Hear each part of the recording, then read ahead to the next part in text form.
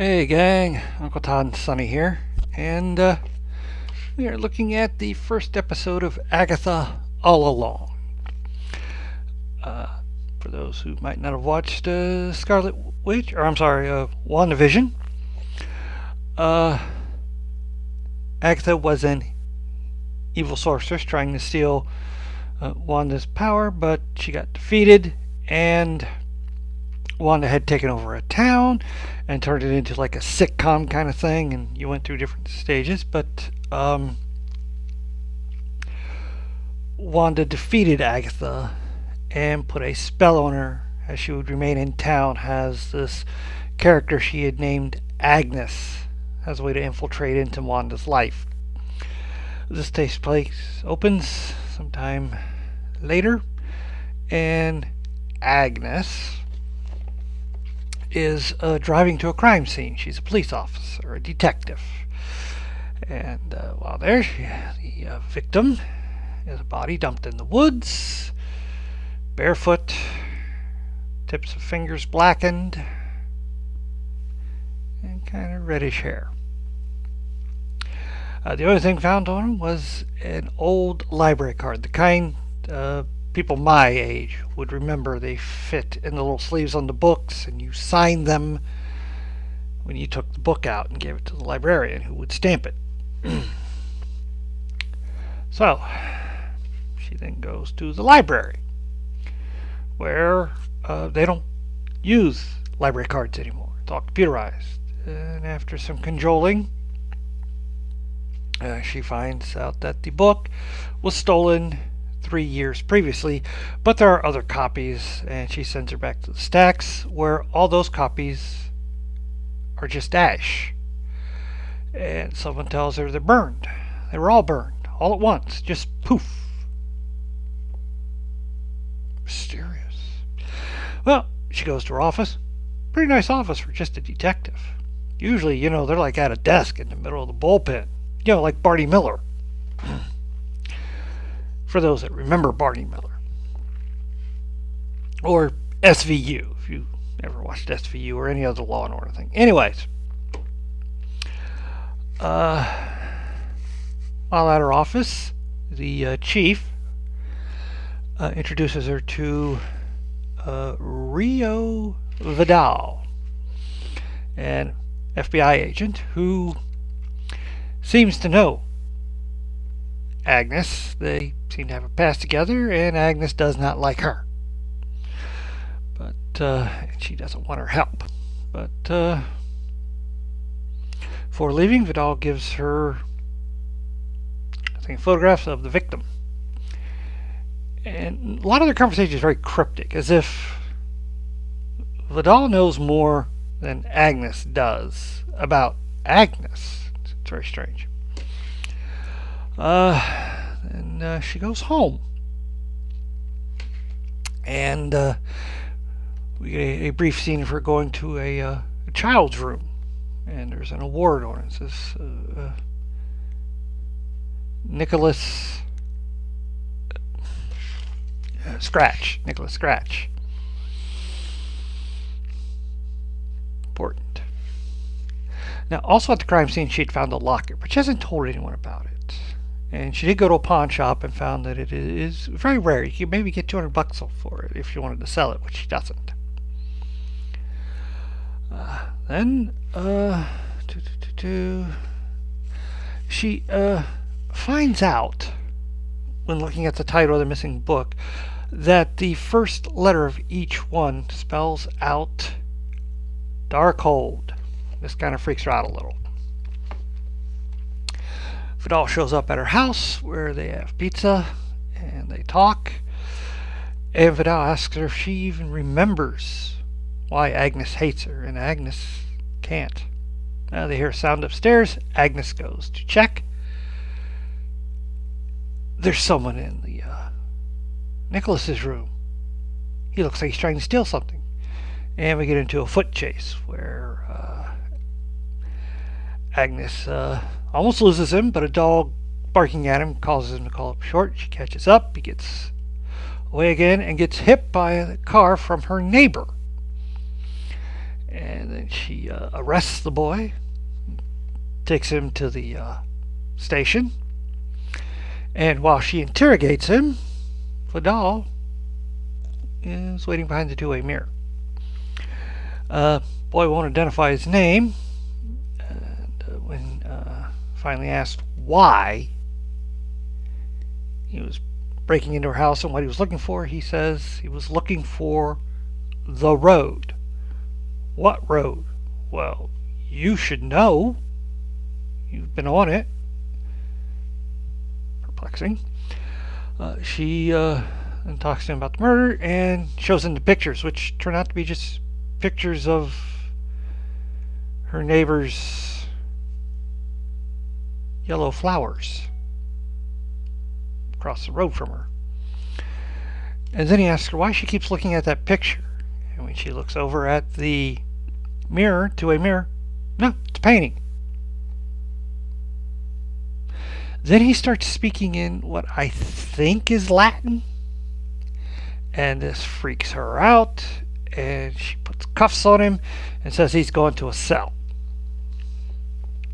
Then she goes to the morgue. And she looks at the toe tag on the body. And the toe tag is the library book. And when she looks at the tag, the library card. When she looks at the tag, the name W. Maximoff appears on it as the last person to take the book out.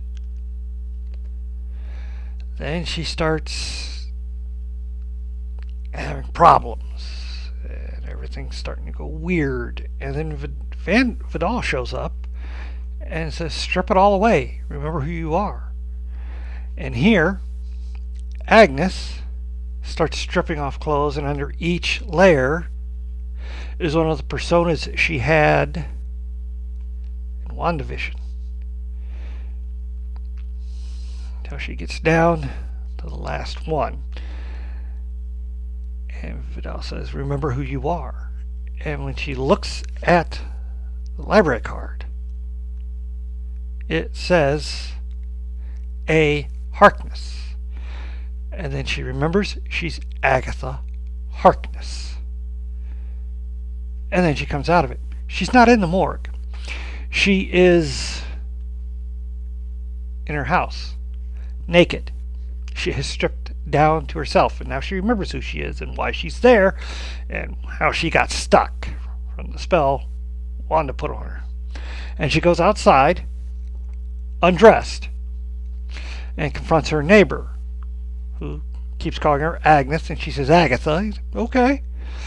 And learns she's been there 3 years. And she's always been a good neighbor, but lately she'd been on like this true crime bin, and they were just going along with it to humor her. And then across the street she sees the librarian and the chief are actually not them. The neighbor was apparently someone she works with at the station, and it was all in her head. And she's very angry, and she goes back to her house and tries to weave a spell and can't. Finally putting on a robe. It's then that she hears a noise. She goes into the kitchen. Oh no, first she goes downstairs.